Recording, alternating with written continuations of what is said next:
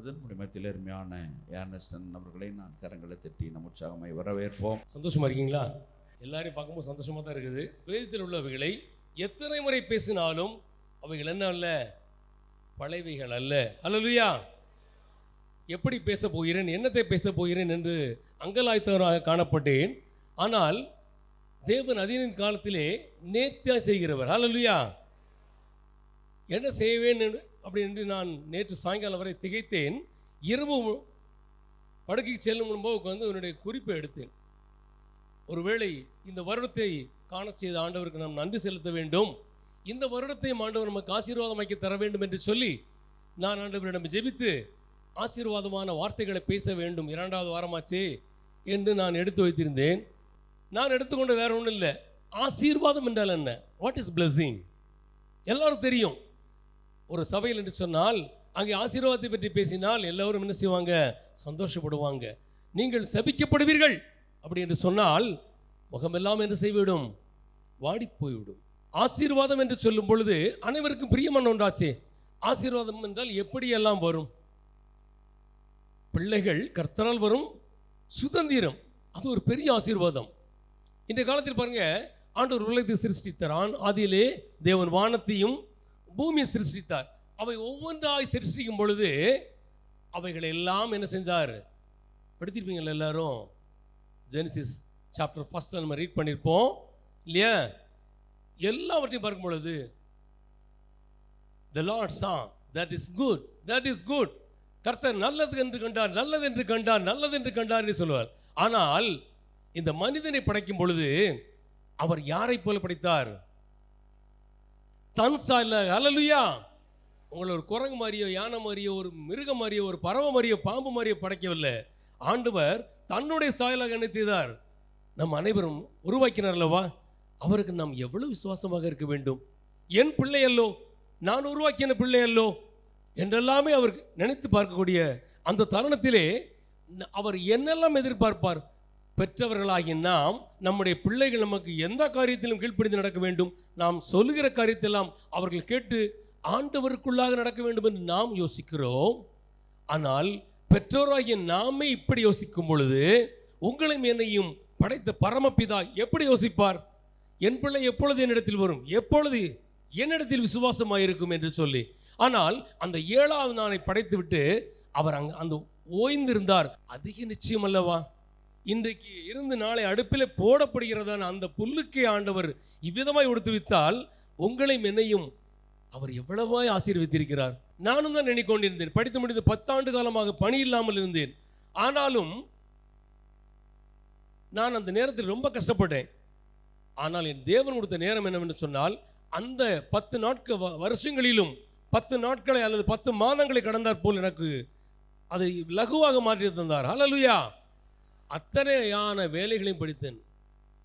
நான் படித்து ஆசிரியர் பணி என்றால் சொன்னாலும் கூட electrical, electronics, wiring, plumbing, painting, winding, என்னென்னலாம் உண்டு அவ்வளோ படித்தேன். என் தேவன் கொடுத்த ஞானம் நான் கற்றேன் என்று சொன்னால் என் தேவன் எனக்கு கொடுத்த காலமும் அப்படியே. ஒருவேளை நீங்கள் நினைப்பீர்கள், நான் சோதிக்கப்பட்டு விட்டேன், எனக்கு என்ன ஆசீர்வாதம்? சோதிக்கப்படுகிறவன் எவனும் நான் தேவனால் சோதிக்கப்படுகிறேன் என்று சொல்லாதிருப்பானாக என்று வேதம் சொல்லுகிறது. அவனவன் சுயத்தால் சிக்குண்டு அதன் விளைவாகத்தான் என்ன செய்கிறோம்? நாம் சோதிக்கப்படுகிறோம், அவ்வளோ கஷ்டப்படுகிறோம். ஆனால் பாருங்க, தேவன் யாரிடத்தில் பிரியமாக இருக்கிறாரோ அவர்களை என்ன செய்கிறார்? அவர் நேசிக்கிறார்.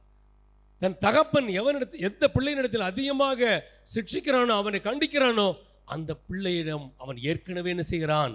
அன்பாக இருக்கிறான். இதுதான் வேதம் மக்களுக்கு இருக்கிற ஒரு பாடமாக இருக்கிறது. ஆம், கிறிஸ்துவுக்குள் அன்பான சபையின் பிள்ளைகளே, இன்றைய தினத்திலே நாம் தரிசிக்க வேண்டும், ஆண்டவரை நோக்கி நாம் ஜெபிக்க வேண்டும், இப்படிப்பட்டதான ஒரு ஆலயத்திற்கு வர வேண்டும் என்று சொல்லி ஆண்டவர் உங்களையும் என்னையும் நீங்களும் நானும் உருவாகும் முன்னே தெரிந்து கொண்டார் அல்லவா? அல்லேலூயா. யோசித்து பார்த்தீர்களா என்னெல்லாம் நடக்கும் இந்த காலம்? ஒருவேளை இந்த வருடம் பிறந்த அந்த பழைய வருடம் முடியும் பொழுது புதிய வருடம் 12 மணி அடித்த உடனே நம்ம முகத்தெல்லாம் பார்த்தீங்கன்னா ஒரு சந்தோஷமாக இருக்கும். எத்தனை பேர் சந்தோஷமாக இருந்தீங்க? எல்லாரும் சந்தோஷமாக இருந்தீங்க. ஆனால் அன்றைய தினம் என்னுடைய இன்னொரு குவார் டீம் இருக்கிறாங்க. அந்த டீம் பிள்ளைகளை பார்த்த உடனே கமிழ்ந்தேன். என்ன யோசித்தேன்னு தெரியுமா? கடந்த காலங்களிலே உங்கள் கண்முனை எத்தனை ஆக்சிடென்ட்ஸ், இவையெல்லாம் தாண்டி என்னை ஆண்டவர் மீட்டு கொண்டாரே, அதை நினைத்து ஒரு நிமிடம் கண் கலங்கினேன். எத்தனை கலங்கினீர்கள்? என்னையும் ஆண்டவர் மீட்டு கொண்டாரே, இந்த புதிய ஆண்டை என்னை காண செய்த, அதுவே ஒரு பெரிய ஆசீர்வாதம் அல்லவா? அல்லேலூயா. எத்தனை பேருக்கு கிடைக்காத அப்படிப்பட்டதான ஒரு ஆசீர்வாதத்தை ஆண்டவர் வருடம் தரும்பொழுது நீங்களும் நானும் அவருக்காக என்னத்தை செய்தோம்? ஒருவேளை இந்த சாத்தானவன் கர்ச்சிக்கிற சிங்கம் போல் எவனை விழுங்கலாம் என்று வகை தேடி சுற்றி திரிகிறான். இப்படிப்பட்டதான நேரங்களே எப்படி இந்த பிள்ளையை கவக்கலாம், சத்தியத்தை கேட்கிறானே, ஆண்டவருடைய பிள்ளையா இருக்கிறானே என்று சொல்லி சுற்றி வருகிறான். பாருங்கள், அந்த அந்த யோபுனுடைய மனைவி முதற்கொண்டு எல்லா பிள்ளைகளையும் இழந்து விட்டான், ஆஸ்திகளை இழந்து விட்டான், சகோதரர்களை இழந்து விட்டான். இனி வாழ்க்கையில் என்ன இருக்கிறது? உடல் முழுவதும் பருக்கள். தன்னுடைய வேதனை எப்படியாக இருக்கும்? மனவேதனை, உள்ள வேதனை, உடல் வேதனை, இத்தனையும் சகித்தவனாக அந்த மனைவி சொல்கிறாள், ஏன் இன்னும் உம்முடைய உத்தமத்தில் உறுதியாக இருக்கிறீர்? தேவனை தூசித்து ஜீவனை விடும்.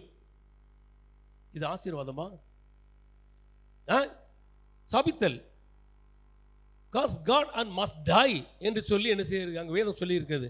தேவனை தூசித்து ஜீவனை விடும். அப்போ ஏன் நம்ம தமிழ்ல சாதாரண நடைமுறை தமிழ்ல சொன்னா என்ன சொல்லுவோம்? இன்னும் ஏன் ஆண்டவனே ஆண்டவன் சாவலாம் ஐயா. எவ்வளவு அசிங்கமான ஒரு வார்த்தை, ஒரு கேவலமான ஒரு வார்த்தை. தன்னுடைய மனைவியாகிய அந்த மனைவி, சொந்த மனைவி அங்கே தன்னுடைய கணவனாகிய யோபை பற்றி கேட்கும் பொழுது அவர் ஒரு வார்த்தை சொன்னார், நீ பைத்தியக்காரி பேசுகிறது போல் பேசுகிறாய், தேவன் கையில் நன்மை பெற்ற நாம் தீமையும் பெற வேண்டாமோ? கர்த்தர் கொடுத்தார், கர்த்தர் எடுத்தார். இவை எல்லாவற்றிலும் யோபு தன் உதடுகளினால் கூட என்ன செய்யவில்லைமா? பாவம் செய்யவில்லை. ஒருவேளை நீங்களும் நாளும் உதடுகளின் வழியாக என்னெல்லாம் பேசுகின்றோம், அதே வாயினால் ஆண்டவரை ஆராதிக்க வந்திருக்கிறோம் என்று சொன்னால் சற்று அவனை ஒப்பிட்டு பார்ப்போமா? சிறிதளவே நாம் அவனுக்கு அதுக்கு பொருத்தமே இல்லை என்று தான் சொல்ல முடியும். ஏனென்றால் உள்ளத்தின் நினைவுகள் எவைகளோ அவைகளை தான் என்ன செய்யும்? இந்த உதடுகள் பேசும். அது அழகா சொல்லி பாருங்க, in all this Job did not sin with his lips. இவை எல்லாவற்றிலும் யோபு தன்னுடைய உதடுகளினால் கூட என்ன செய்யல? பாவம் செய்யல. பாருங்க, அல்லேலூயா. அந்த கடைசி அதிகாரத்தை பார்ப்போம் சொன்னால் யோபினுடைய முன்னிலை பார்க்கிலும் அவனுடைய பின்னிலைமை என்ன செய்து கர்த்தர் மிகவும் ஆசீர்வதித்தார் என்று சொல்லி பாருங்க. கர்த்தர் யோபின் முன்னிலையை பார்க்கிலும் 12ஆம் வசனம், அவன் பின்னிலைமை ஆசீர்வதித்தார். போதுமா? கர்த்தர் யோபினுடைய முன்னிலைமை பார்க்கிலும் பின்னிலைமை ஆசீர்வதித்தார். இந்த ஆலை முன்பு எப்படி இருந்தது நீங்கள் அறிவீர்கள். ஆனால் இப்போ அதே வேதத்தை நாம் எப்படி எடுத்து பார்ப்போம். முந்தின ஆலயத்தின் மகிமை காட்டிலும் இந்த பிந்தின ஆலயத்தின் மகிமை பெரிதா இருக்கும். வேதம் சொல்லுகிற, நான் சொல்லவில்லை. உபாகமத்தில் பார்த்தீங்கன்னா 28ஆம் அதிகாரத்தில் பெரும்பாலும் பார்த்தீங்கன்னா எல்லாமே என்ன செய்யிருக்கும்? ஆசீர்வாதங்களாக இருக்கும். ஒரு 15 வசனங்களுக்கு முன்னாடி இல்லையா, என்னை அப்படி ஆசீர்வைப்பேன், இப்படி ஆசீர்வைப்பேன். அதுக்கு பிறகு எல்லாமே என்ன இருக்கும்? கர்சஸ் தான் இருக்கும். அதுக்கு ஃப்ரண்ட்ல ஃபுல்லாக பிளஸிங்ஸ் இருக்கும். ஒருவேளை நாம் எதிர்பார்ப்பது என்ன? ஆண்டவர் என்னை ஆசீர்வதிக்க வேண்டும். எப்படியாக ஆசீர்வதிக்க வேண்டும்? யாத்திராகமம் 20ஆம் அதிகாரம் 24ஆம் வசனத்தை வாசியுங்கள்.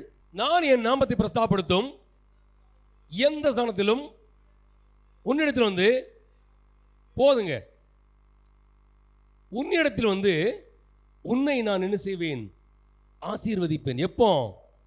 நீங்களும் நான் தேவனை விசுவாசித்தால். தேவனால் ஆகாத காரியம் ஒன்று உண்டோ? கூடாத காரியம் ஒன்றும் இல்லை. என் தேவனால் கூடாத ஒன்று உண்டோ? இல்லை. அப்படிப்பட்ட ஆண்டவர் இன்று நம்மத்தில் கடந்து வந்து உங்களையும் என்னையும் நம் அனைவரையுமே ஆசீர்வதிக்க இருக்கிறார். ஆசீர்வதிக்கு இதோ நம்ம மத்தியில் கடந்து வந்திருக்கிறார். எத்தனை பேர் உணர முடிகிறது? கண்டிப்பாக உணர்கிறீர்களா? உணர்ந்தவங்களை அல்லேலூயா சொல்லலாமா? அல்லேலூயா. அப்பொழுது பாருங்க, அந்த விசுவாசத்தினால தான் நமக்கு நம்பிக்கை வருகிறது. இந்த ஆசீர்வாதத்தை நம்ம பல முறையாக நம்ம பல வழிகளில் பார்க்குறோம். ஒருவருக்கு கல்வி வழியாக ஆசீர்வாதம் இருக்கலாம், ஒருவேளை சிலருக்கு பண வழியாக ஆசீர்வாதம் இருக்கலாம். பல்வேறு வழியான ஆசீர்வாதம் இருந்தாலும் அவையெல்லாம் எங்கிருந்து வந்திருக்கிறது?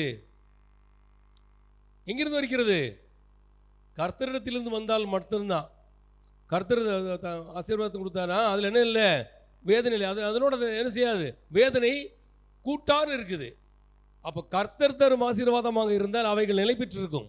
ஒருவேளை சாத்தானும் சில வழியில் நமக்கு என்ன செய்வான்? சில நன்மைகளை செய்திருப்பான். அதை நாம் ஆசீர்வாதமாக எண்ணிக்கொள்ளக்கூடாது.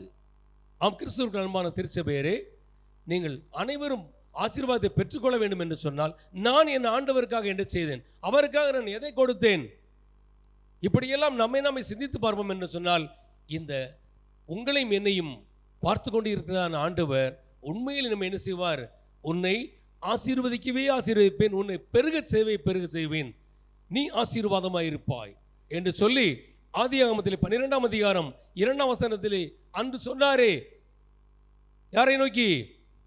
ஆபிரகாமை நோக்கி, நம்முடைய விசுவாசின் தகப்பனாகிய ஆபிரகாமை நோக்கி சொன்னார். என்ன சொன்னாரு? நான் உன்னை பெருமையாக்குவேன், உன் பேரை பெருமையாக்குவேன், உன்னை ஆசீர்வதிப்பேன், உன் பெரிய ஐஸ்வர்யவானாக்குவேன் என்றெல்லாம் சொன்னார். எல்லாத்தையும் நிகழ்த்தி காட்டினாரா இல்லையா? அவன் கீழ்ப்படிந்தாங்க. அதற்கு காரணம் என்ன? அவன் கர்த்தருடைய அழைப்பை அலட்சியமாக எண்ணாமல் அவன் என்ன செய்தான்? கீழ்ப்படிந்து, அவர் நான் காண்பிக்கிற தேசத்திற்கு போ என்று சொல்லி, அதனால் தான் அந்த ஆசீர்வாதங்கள் எல்லாம் அவனுக்கு கிடைத்தது. அவனுடைய சந்ததியாரும் என்ன செய்தார்? ஆண்டவர் அதிகமாக ஆசீர்வதித்தார். அல்லேலூயா! அப்படிப்பட்டதான ஆசீர்வாதங்களை ஆண்டவர் இன்று நமக்கு தருவாராக. ஆமென்.